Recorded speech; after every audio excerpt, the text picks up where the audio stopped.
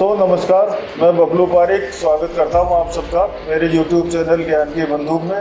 तो दोस्तों ऐसे आज की छोटी सी कहानी उस समय के जब महाभारत का युद्ध चल रहा था।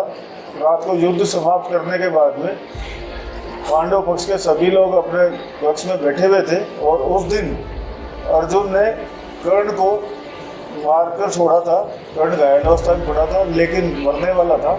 उसकी खुशी में जो अर्जुन थोड़ा नहीं संभाला था, कर्ण को अपशब्द कहे जा रहा था कर्ण के बारे में। तब ये कृष्ण जी से सुना नहीं गया और उन्होंने उसकी तारीफ करते हुए कहा कि कर्ण बहुत बड़ा दानवीर है और हमने उसके धोखे से कवच कुंडल ले लिए थे, वरना तुम उसको मार नहीं पाते। उसको मारना मुश्किल था, वो तुमसे ज़्यादा ताकतवर था। अब यह सुनकर अर्जुन से रहा नहीं गया और वो उसकी और भी उपेक्षा करने लगा और कहने लगा वो काहे का दानवीर है, ऐसा उसने क्या किया है। वो माना नहीं। तो कृष्ण जी ने कहा कि हम चलते हैं और मैं तुम्हें दिखाता हूँ कि वो किस तरह का आदमी है। तो दोनों कृष्ण जी और अर्जुन दोनों भेष बदल कर युद्ध भूमि में चले गए। वहाँ कर्ण घायल अवस्था में पड़ा हुआ था, मरने को तैयार था। तो उसको ब्राह्मण का वेश बनाकर उसके पास गए, उसके हाथ जोड़ के नमस्कार की और उनसे कर्ण से कहा कि हम ब्राह्मण हैं और हमें कुछ चाहिए, आप क्या दे सकते हैं। तो कर्ण ने कहा कि मैं यहाँ घायल अवस्था में पड़ा हूँ ब्राह्मण देव, कभी भी मेरी मौत हो सकती है। ऐसी स्थिति में मेरे पास तुम्हें देने के लिए कुछ नहीं है।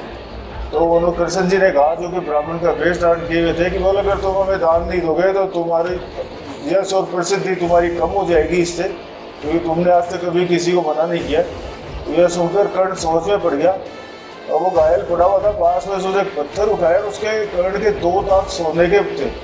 तो उसने वो सोने के दोनों दांत तोड़े और उनको दे दिए कि बोले ब्राह्मण देव मेरे पास तो यही है, मैंने जीवन में स्वर्ण दान किया है, सोना ही दिया है। तो बोले मेरे पास अब यही बचा आपको देने के लिए और मेरे पास है नहीं।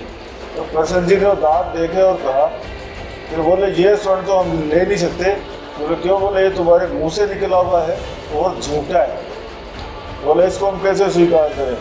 तो कर्ण ने फिर कुछ सोचा और घिसटते हुए अपने तीर कमान तक पहुँचा और तीर पर ध्यान लगा के भगवान का, और जमीन में उसने तीर चलाया तो वहाँ से गंगा की धार निकल पड़ी।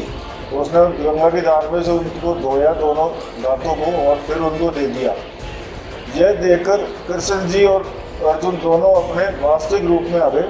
तो कर्ण ने उनके हाथ जोड़ते कहा कि भगवान मैं धन्य हो गया, तो मेरे आखिरी समय में आपने मुझे दर्शन दिए। तब कृष्ण ने कर्ण से कहा, हे कर्ण तुम्हारा यश जब तक सूरज चांद और सितारे रहेंगे तब तक तुम्हारे जैसा ना कोई दानवीर है और ना होगा।